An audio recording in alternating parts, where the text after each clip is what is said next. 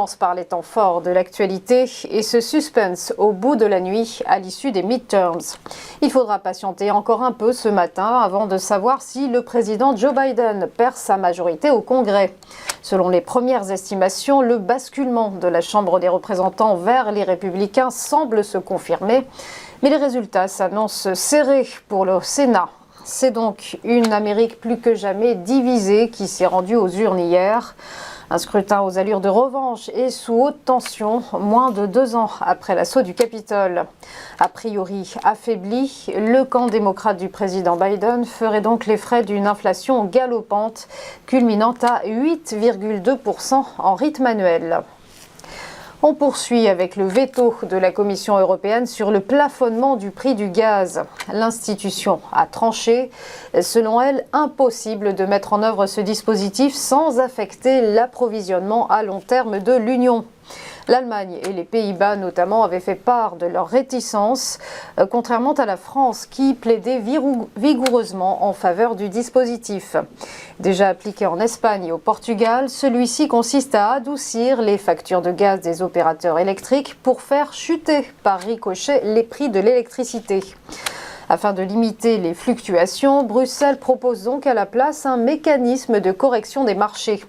Divisés depuis des mois sur la réponse à apporter à la flambée des prix de l'énergie, les 27 débattront de cette question ce vendredi.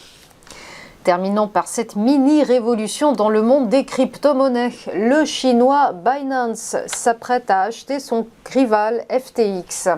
Annonce faite sur Twitter par Changpeng Zhao, le patron du numéro 1 mondial du secteur.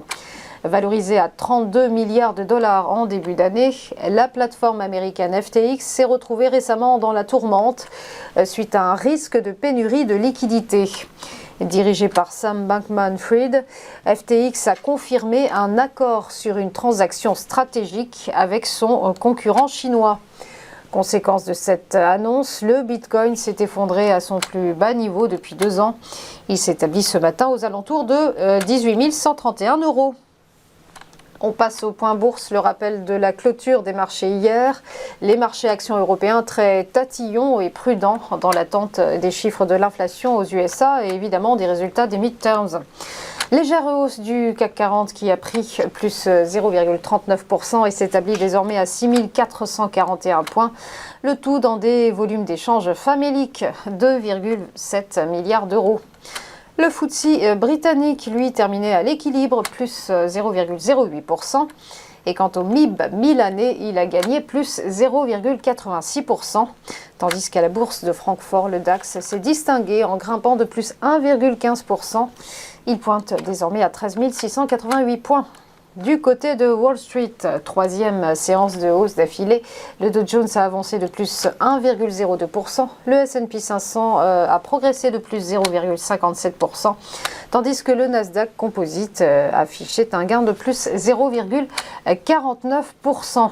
Enfin, un mot du Nikkei. Ce matin, l'indice de Tokyo a cédé moins 0,56%. Voilà, restez avec nous. À tout de suite pour Chronodax et Eric Seban.